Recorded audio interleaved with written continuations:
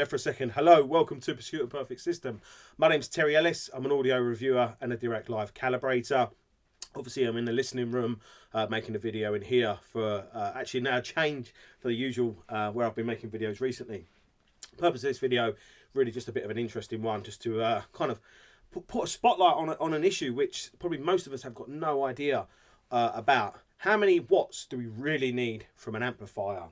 And obviously this is the NAGRA Classic Integrated Amplifier. On the front is what they call a modulometer, which is kind of like a VU meter, which a lot of other amplifiers have, Yamaha, Luxman, stuff like that. But this appears to be one that you can actually kind of look at and trust for its power output. That's really, really interesting. It's probably why it's small, so that the needles can work really, really fast and really track the output of power from the amplifier. Now, the NAGRA Classic is a £15,500 integrated amplifier, which is really small, modest in size, and actually quite modest in its output at 100 watts per channel at 8 ohms, or at least you would think. So what I've done, obviously that music that I'm playing, it's kind of Henrik someone or another.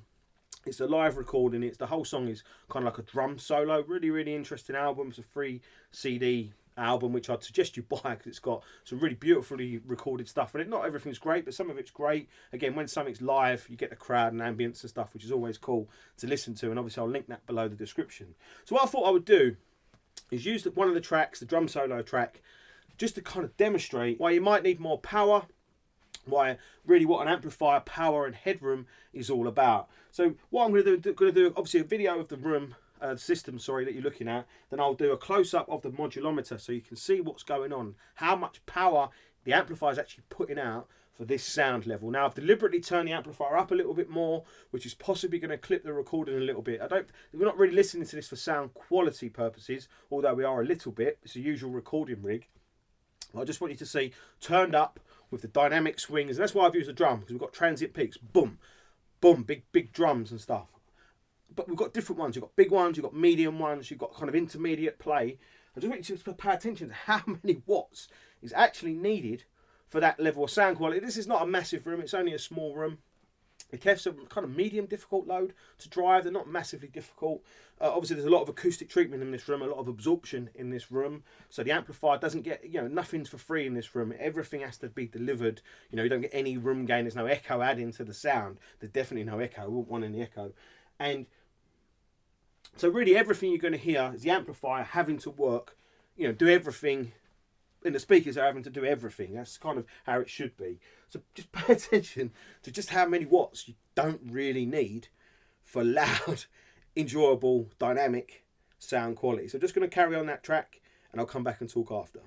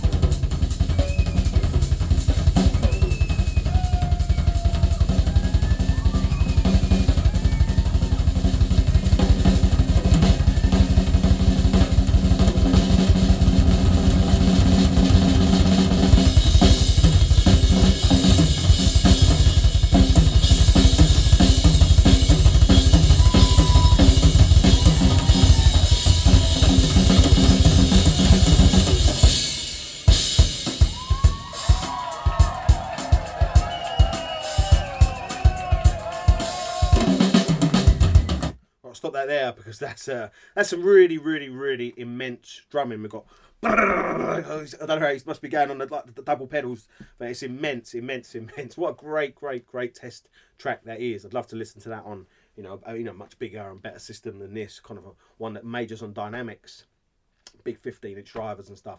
That would just be a mega track for that. So that's Henrik. Hold on, it's the Henrik Frieslader Band Live. Obviously, there'll be a link below. Go and buy the album. I think it's about 12 quid, something like that on Amazon. Well worthy. It's got another track. I think that's off disc 2. It's got another track on there called I Loved Another Woman, which is really, really quietly recorded for some reason. It's just a beautiful, beautiful track, which I'll use at some point as a demo track for sure. Right, so back to the point of it.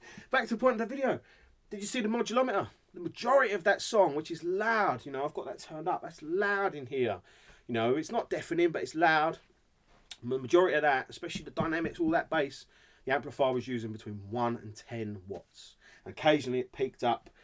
To be honest, like 10 watts is the kind of main thingy round. And obviously monitoring it at the back, occasionally you can see it kind of dip above 10 watts up towards the 100. So this amplifier is delivering the majority of its sound output between 0 and 10 watts. Why is that important? Well, I'm pretty sure, 99% sure, this is a Class AB design. Like a lot of amplifiers are Class AB designs. It gets pretty hot, but it doesn't get hot enough for it to be pure Class A. And most of the amplifiers, you know, they're Class A up until a volume point or a power output point, and then they obviously transfer over. I'm pretty sure that's how Class AB amplifiers work. I'm sorry if I've got that wrong. So by an amplifier staying in Class A bias for as long as possible, that's going to be given its cleanest and its purest sound output for as long and for as much of the sound as possible. And this NAGRA Classic Integrated Amplifier is really, really clean. It's clean from it's evenly clean as well, from the bass right up into the treble. Maybe only criticism, it's very, very low end, but you know, that's been me like a kind of minor criticism. I think the low end's so clean, you just need a little bit more of it to balance with the rest. And that's all I think it is, because I personally think the amplifier delivers its signal in such a kind of smooth and clean way. It kind of highlights where other amplifiers don't deliver it as clean and as smooth. But I think it's a £15,000 amplifier. You should expect that, obviously, from it. So it's delivering all that sound output, majority of it, for about a lot of it's 1 watt, some of it's 10 watts. But obviously the headroom's there for when it needs to go big, and when it needs to go bigger and stuff. And interestingly, when I've heard the big NAGRA amplifiers, the sound's kind of delicate, and then it just comes in with the big transient peaks. Wallop, and that's obviously how they design their amplifiers. Other amplifiers will just go loud, don't they? You turn them up and turn them up and turn them up. You get to a point where that's kind of maximum volume. The volume control on this amplifier seems to be more of like a headroom limiter. So you turn the volume kind of down, then the headroom limiter. Obviously the headroom just kind of backs off. You have the amplifier on near maximum or on absolutely maximum from a volume point of view. All that seems to do is kind of open up the taps and open up its potential to give you the 100 watts if necessary. And I'm sure if it was driving bigger, more demanding speakers, maybe that would be up there more often. Hard to say, you know. I always thought the KEF reference were pretty demanding speakers. You know, 87 decibel sensitivity, pretty demanding. But this amplifier seems to be able to deliver you know, a big sound output, including big bass and punchy bass, for about 10 watts. Which is probably why people say, yeah, I've got a valve amplifier that's 30 watts and it, you know, and it kicks ass still. And because 30 watts is essentially a lot, but what 30 watts doesn't really give you is much headroom. Because this amplifier's got 100 watts, it can obviously go into its headroom when necessary, and it's still nowhere near its maximum capacity, which is possibly why valve amplifiers, people say the bass goes flabby, is when the headroom's needed, maybe the amplifier just doesn't have the headroom. But as long as that amplifier is staying in the 1 to 10 watts, the valve amplifier probably sounds glorious. So I suppose the best sounding amplifier is one that's got a valve kind of sound, a smooth, fluid sound, which this NAGRA's got.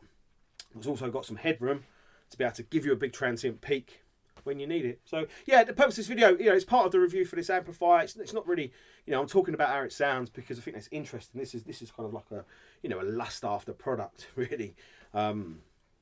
You know, there's not many audiophiles watching this video, including me, that can afford to have such a lovely thing, you know, as part of the systems. Some of you out there can, you know, some of you out there might choose between a high-end pre and power combination or a dinky little integrated, you know, £15,000. But you know, you can live with this and be pretty happy with it, providing you know your speakers are moderate. You know, you're not expecting too much. Yeah, because all you really need is 1 watt, 10 watts, 10 watts. So I hope you've enjoyed this video. It's just supposed to be an interesting one. I hope you like the music. Go and buy the album, support the artist, go and buy the album. It's a really good one. Yeah, leave a thumbs up if you enjoyed the video. Make sure you subscribe to the channel if you haven't already. Hit that notification bell so that you get a nudge every time I create a new video. There's going to be a lot of new videos coming soon.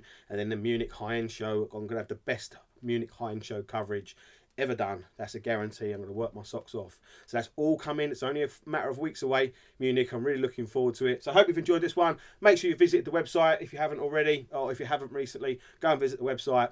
I put a lot of time into developing that. It's an ongoing project. Obviously, I'm working on it as much as I can around other things. And yeah, hope you enjoyed this one. I'll see you soon. Take care.